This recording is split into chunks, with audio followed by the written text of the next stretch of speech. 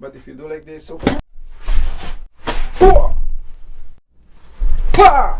I block like this, and then I strike like that.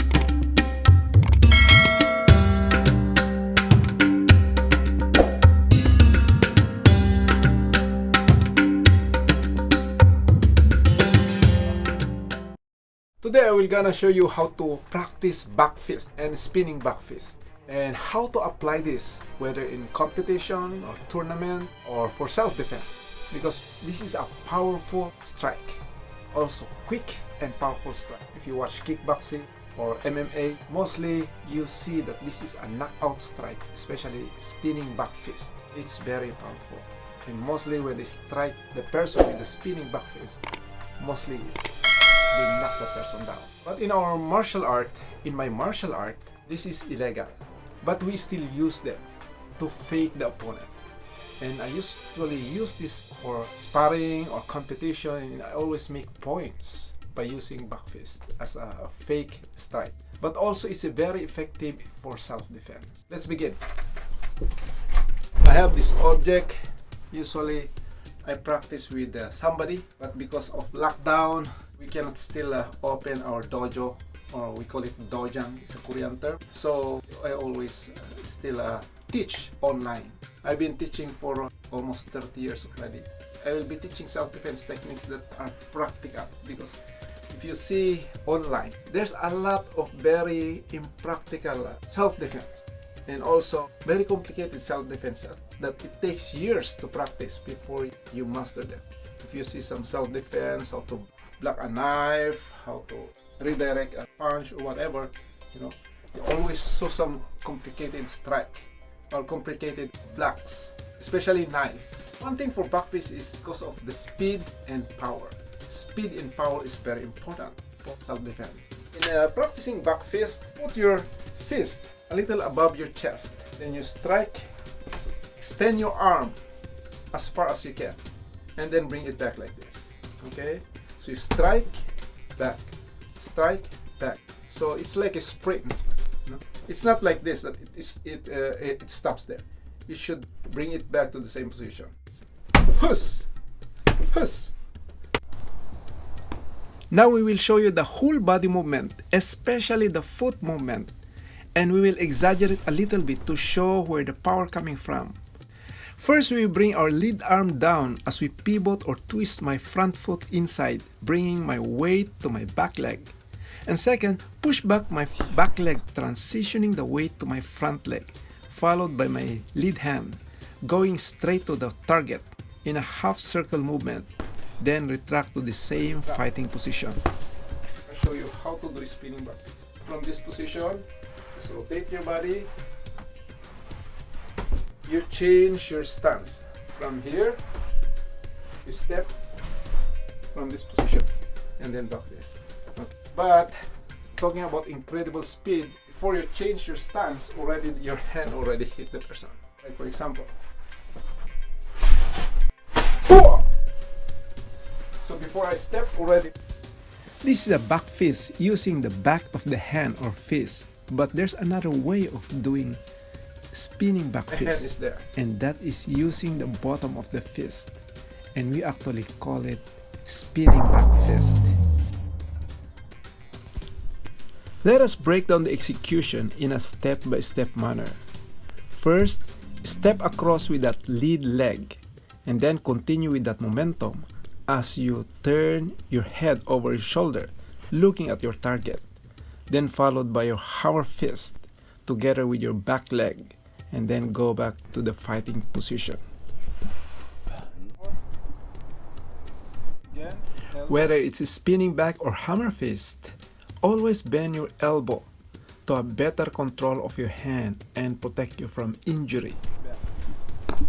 Spinning back or hammer fist is actually risky because you're exposing your back.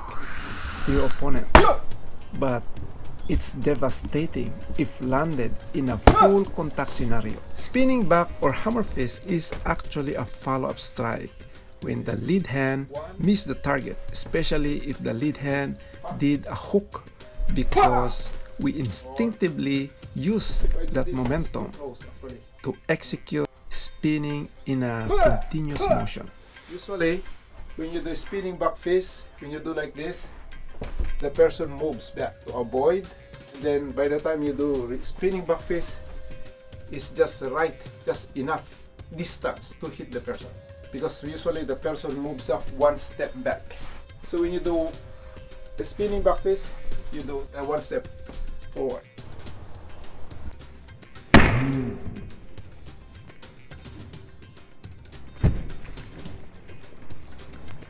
Let's go about self-defense. How to apply spinning back fist or back fist in self-defense.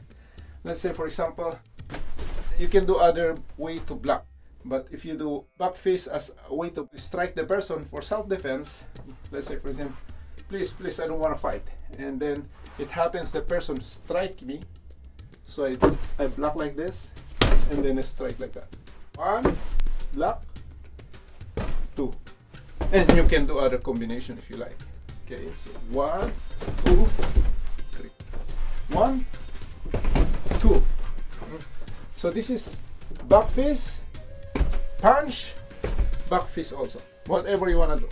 This is how to apply back fist for self-defense. Again, 1, 2. 1, 2, 3. 4. By the way, I'll show you also how to use back fist for tournament. Since in my martial art, during sparring competition or tournament, we use back fist as only to fake the opponent, to make some points. So like, for example, if I do like this, push. Okay, of course I don't strike because it's illegal. I just fake it, and then strike. Or you do like this, one, because I'm left-handed, I use my right to fake the opponent. Okay, so when I strike, I don't actually strike the face. I just do like this. So the tendency is the person, oh, he strike the face. Automatically, it's an instinct that he will raise his hand, okay, to block the back fist. But by the time he raises his hand, this is open. His body is open. So this time I strike his body. Okay, so like this. Okay, and then followed by kick, and then reverse side kick of whatever. Okay, so I use this to fake the person. Okay, to fake my opponent. 1, 2. Okay, back fist and then strike. When you talk about self-defense, strike is very important. I saw some self-defense in YouTube wherein they teach you how to block and then run right away. If you expect an immediate help, whether you're in a crowd or somebody where you can ask an immediate help, that could be fine. But if you are alone where nobody helps you, it's really very, very important to not only block, not only defend yourself, but to strike the person. One of the best way to defend yourself is to strike the person, to hit the person hard, that you have enough time to run. So if let's say, for example, I block and then I just run, what happened? This person still has his strength, and he might run after me, or he will throw anything. He might still find ways to catch me. And also, predators mostly attack person who are alone. They don't just randomly attack anybody in the crowd. No. They pick their prey and they look for the right time to attack this person. Mostly they attack you when you are alone. When you are alone, you have to have the ability to strike the person so hard that you have enough time to run before he recovers. You have to strike him not only once but twice. You strike, let's say, the face, the nose. His concentration is on the pain, before, and then by the time he recovers, you're already gone. That's why I emphasize, when you strike the person, you have to strike once, not only once but twice or even thrice. So I'll show you some combination later on, because if you strike the person here, you did not strike it so hard, he might have the way to still run after you. or it happens that he was able to block your strike, okay? But if you do some combination strike, he might block the first, second, but the third strike, he was not able to block, probably. If you do 3 strikes and he was not able to block this one, it's more than enough for you to save yourself.